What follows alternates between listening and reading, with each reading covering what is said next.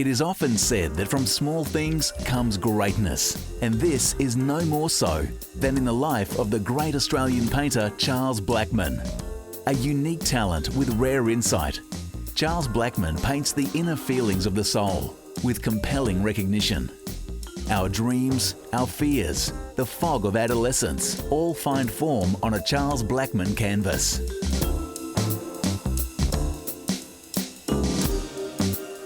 Created with a sense of urgency, Blackman's paintings have learnt a great patience. Once they haunt you, they will not let you go.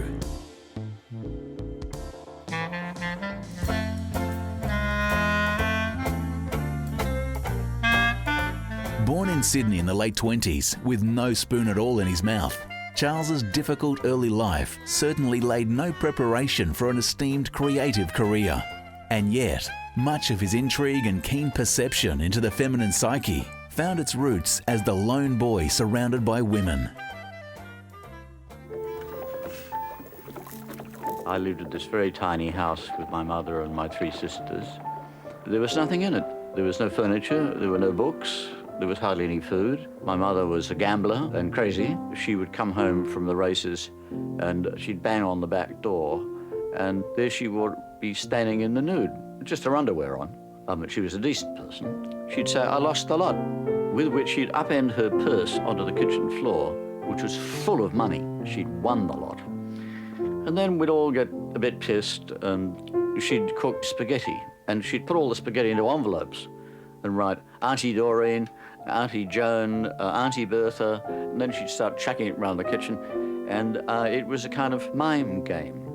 Marcel Marceau would have been proud of her, because it was miming her sadness, miming her passions, miming her own inner destruction, but she had a way of putting it out, which was, as the French say, infatigable, indefatigable. Profoundly so, Charles Blackman is a literary artist, a romantic. In the early years, in the 50s, even late 40s, he was reading Colette and French writers, Baudelaire, the great writer Guidet, who was the avant-garde poet of the time. And he was absorbed by childhood, sexuality, sensuality, innocence of childhood, femininity, those mysterious worlds that he was surrounded with when he grew up with 3 sisters and a mother and abandoned by a father, and then meeting his wife-to-be, young Barbara Patterson, who was also a poet, and again influenced by the Barget group of writers and poets headed by Barrett Reed in Brisbane, who he met in the late 40s. Charles immersed himself in reading. He was self-taught. He left school at a young age, then went on to work in the Sun newspaper in Sydney, learning his crafts as a graphic artist, learning to work with blacks and inks and filling in drawings and all that sort of thing. And then it was the poetic sense of the French writers that had a strong effect on his view of the world. Charles had come down to Melbourne earlier by himself when he went out to Sunday read John Reed's Heidi and saw that collection of people like Nolan and Tucker and Attio and these people. And then he went to Murrumbina and started rubbing shoulders with those people, the Boyds. And he met John. They were both very brusque. And Charles said to Percival, "Who are you?" And he said, "Oh, I'm the best painter here. I'm going to be Australia's best painter." And Charles said, "Well, I'm Australia's best painter." And John said, "Where are you painting?" Charles said, "Haven't done any yet." And they kept up this bantering sort of comradeship that was wonderful in a way. Percival influenced Charles, I think, particularly with his contacts in Melbourne and the places where Percival was painting, Williamstown especially. But John also had a very, very flamboyant personality and lifestyle. And I think that together with Charles' flamboyant romantic lifestyle just worked in harmony together. So they were both absolute hellraisers, but beautiful hellraisers. Everybody loved them, not because of their self-destruct personalities, but everyone loved them because of their romantic, joyous lifestyle.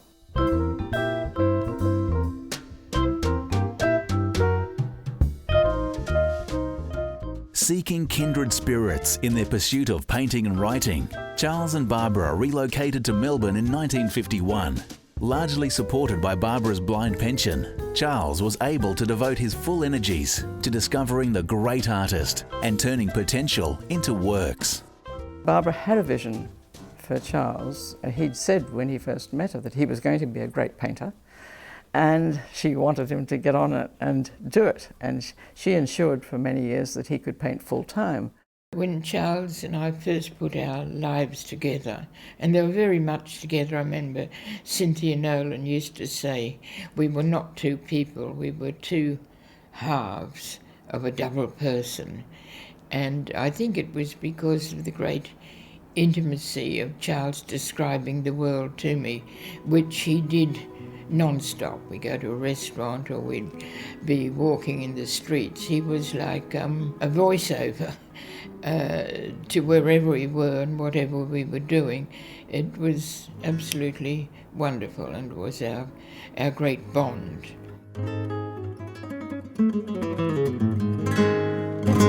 A prolific draftsman, Charles has always built his ideas through hundreds of drawings, from simple scribbles to detailed studies. Charles, the great observer, explores the world around him with his pen before delving into its shadows.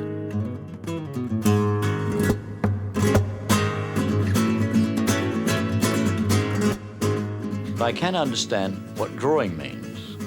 It's simply being fearless about wrapping a line around your dream. I went to life classes when I worked on the newspaper every night for 5 years. And then I went to live in a little house in Darlinghurst, and because I couldn't pay the rent, the landlady burnt all my drawings. In a kind of way, I was always grateful to her, although I feel rather sad that I don't have 10,000 beautiful life class drawings. I got rid of the past, but it did teach me the unstinting accuracy that I'd learnt to do from using my hand and my eye. And Joy Hester always used to say to me, the hand and the eye is the same as the word to the poet. And if you can understand that about drawing, then you understand what drawing's really like. Drawing really is the hand and the eye and your dreams. Associating with both the Heidi and Murrumbina circles, Charles joined the largely self-taught brigade of Melbourne-based artists as they probed styles and techniques, searching for a means to best convey their vision. With assistance from John and Sunday Reid and Alan McCulloch, Charles began to find his footing in the burgeoning landscape of modern art, and in '52 begins his Schoolgirl series, a deep and brooding study of adolescence drawn from his Hawthorne surrounds and John Shaw Nielsen's poems. Charles was always a restless, driven person. He had really the engine of about 4 people crammed into that little muscly body. And our livelihood when we were first together was I was an artist model. I used to do the art schools from 9 till 12 and then 1 till 4 I'd come home. Then I'd go out and do another class at night. And we'd have our tea and toast in the morning. Charles would start painting before I left.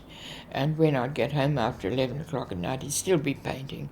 He'd say, cup of tea, Barbs, and we'd go downstairs and we'd have these lovely new painted pictures. He'd bring them. We had a wall ladder, not even steps, going upstairs, so he'd manage them in his paint-stained aprons, and we'd put all these lovely, fresh, shining, wet paintings around. We'd have a cup of tea or cocoa with a pound of broken biscuits. It was a wonderful time in our life.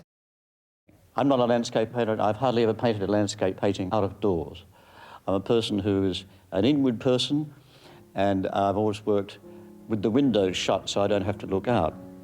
The colours which emerge for the actual form of the painting come also from within.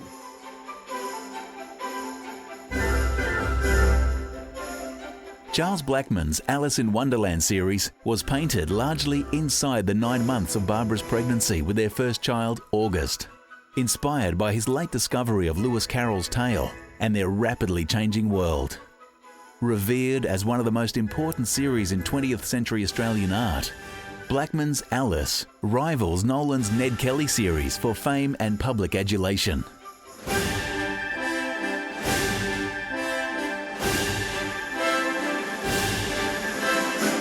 Our life was pretty surreal. The story has often been told that Charles came from a household without books and growing up without being read to, whereas I had the opposite. I've still got the Alice book that I was given when I was 6 years old. It had been a part of my life, and Charles didn't hear it until he heard it on a talking book, wonderfully read by the English BBC man, Robin Holmes.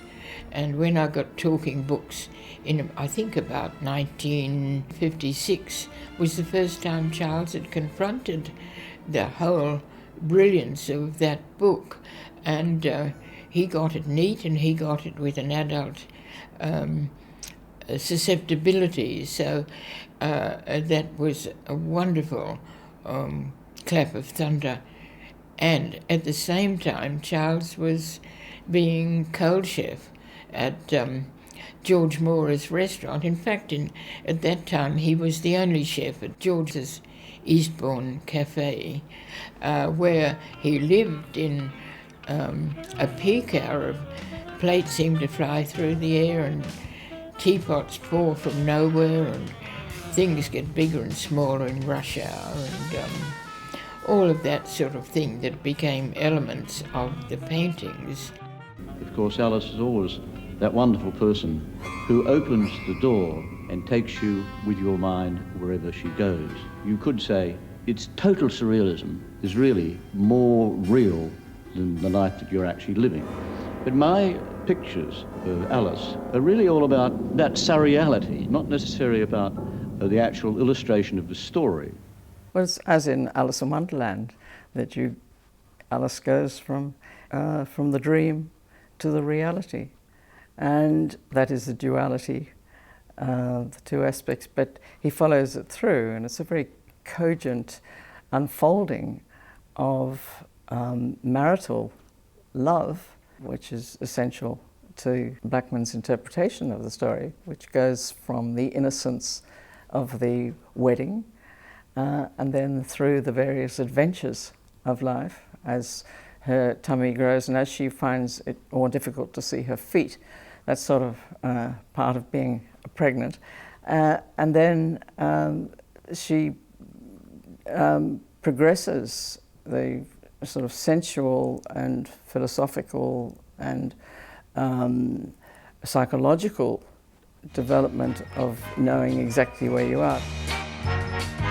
In 1960, the Blackmans' life took a significant turn when Charles won the coveted Helena Rubinstein Prize. Having only just bought their first house in Brisbane, he and the family now took up the travelling scholarship and sailed to London, where they would spend their next 6 years as part of the Great Antipodean Invasion.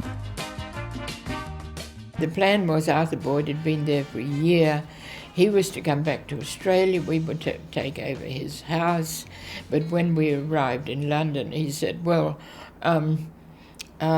we decided not to go back to Australia, but you can stay with us until you find somewhere to go to. And I think the next day, Charles and Arthur disappeared to Paris to go to the Louvre and see paintings that Arthur Boyd said looked so homemade, they were so hand-done. They were seeing these paintings that they'd only known from books. So London was great.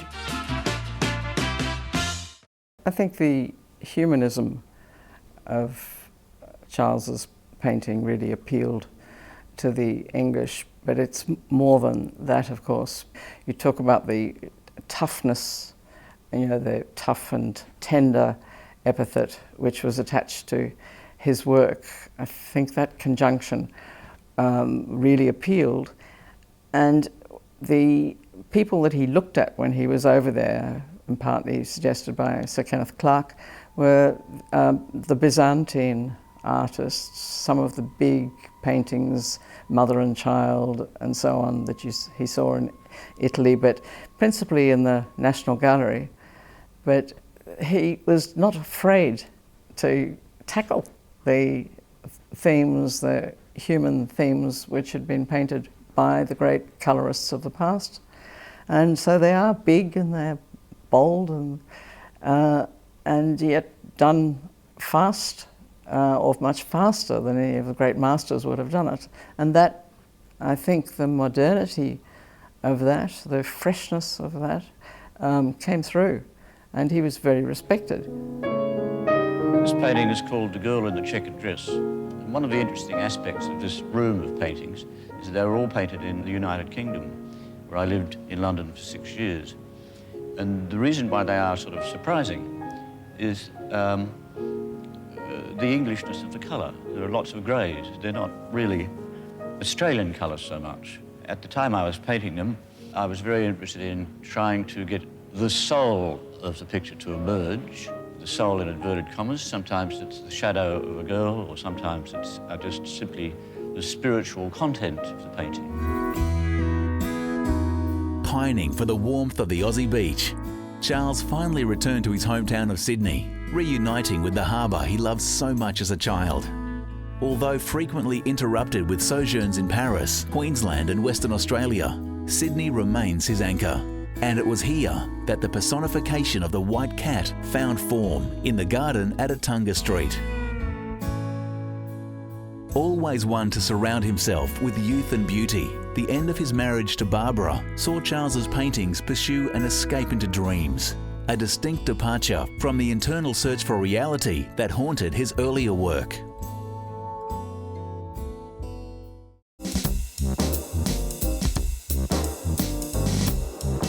Embarking on many rich collaborations, Charles created cathedrals from the rainforest, brought vision to ballets, and created books with his dear friend Nadine Amadio, who would continue with others to take care of him through his dark years of alcoholism. Now a giant of the Australian art world, Charles was awarded an OBE and the Queen's Silver Jubilee Medal in 1977. What is particularly noticeable with Charles's work is the scale and the largeness of those paintings he was doing in England and later. The scale of Blackman's paintings has to be seen, actually. You find that when you find it in books, it doesn't look nearly as impressive. It's not what you want out of life, it's what you give to it. The real thing about who you are or what you are, or what you want out of life, and nobody's gonna give it to you. You have to earn it.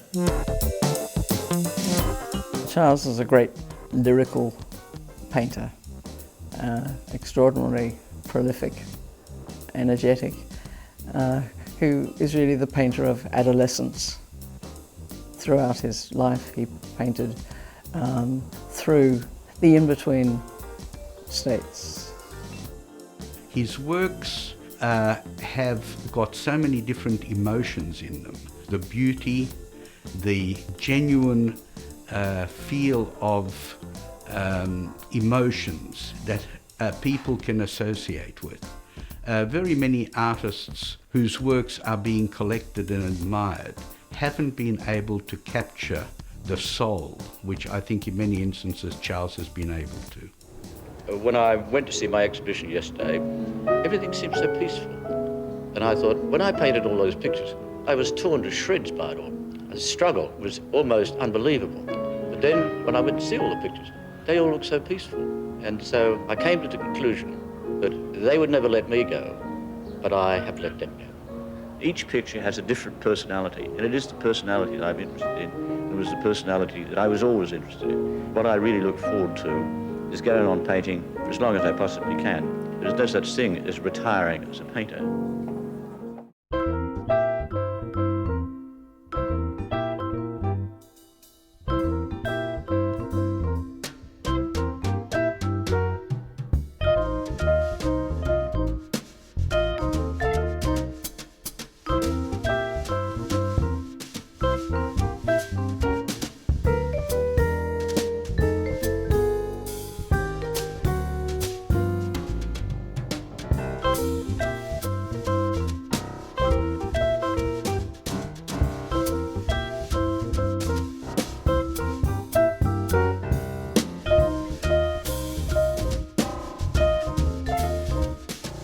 Perspective.